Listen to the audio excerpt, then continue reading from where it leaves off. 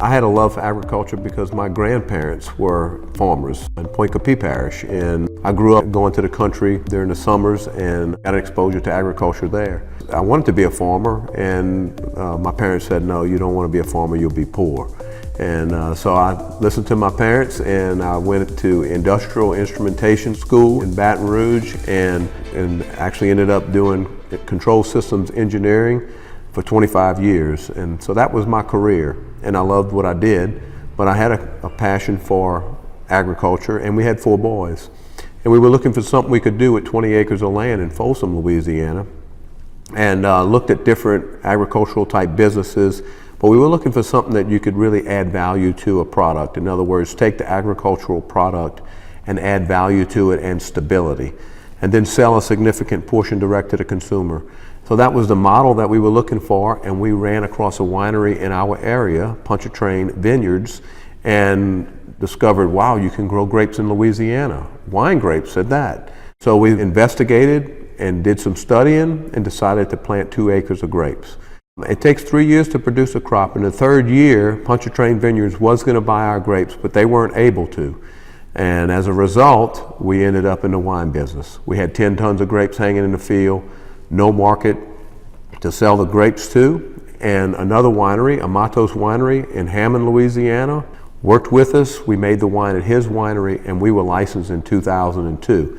We continued to make wine there in Folsom until 2006. 2005, Hurricane Katrina devastated our area, and it really disconnected us, if you will, from home. We looked to North Louisiana because we had evacuated here several times before, and my brother was here. And as we researched growing conditions here, found that it was a decreased precipitation area. And then we found these beautiful hills in West Monroe, Louisiana, very sandy and very suitable for growing grapes here. And so we really got excited about it and said, well, we'll start to make a move in that direction. The rest is history. We have really enjoyed this community, and we believe that the community has enjoyed us also. We had a home on the property, and we started planting grapes immediately. We erected a winery, a building. We moved our tanks in, and we began production here. We continued to produce the grapes in Folsom, and we started doing some of the things we were already doing, like we were making a blueberry Merlot wine, and we were also buying some grapes from California also. And so we've just, over the years, added more wines, added more grapes here on the property.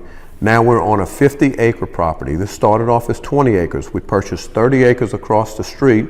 We have a total of 15 acres here planted. Our production here at Landry Vineyards is approximately 30,000 gallons of wine, approximately 150,000 bottles, which is about 13,000 cases of wine.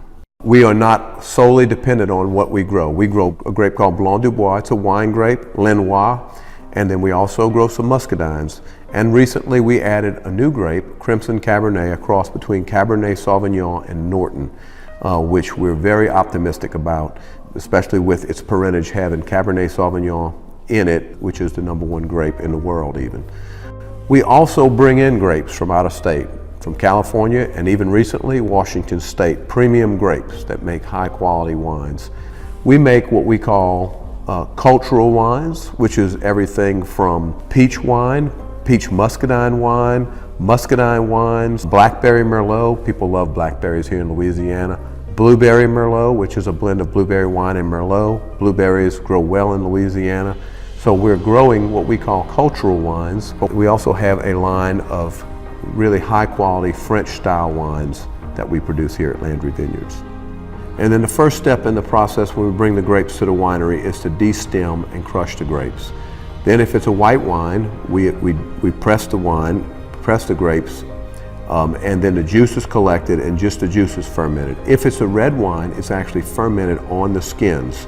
So it's de-stemmed, crushed, and then fermented on the skins. So you have the pulp, the juice, the seeds, and the juice and everything is all together.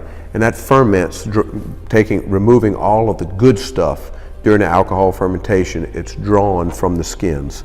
So that's what gives it the color and lots of flavor. From there, it's still pressed. The red grapes are pressed, brought into the tank, And then after the fermentation is complete, it depends on the style of the wine. If it's a fruit-forward wine, it'll stay in the stainless steel tank.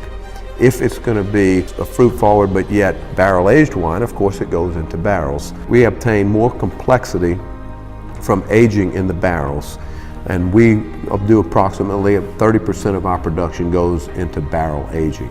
We are in approximately 500 different stores throughout Louisiana. Republic National Beverage is our distributor.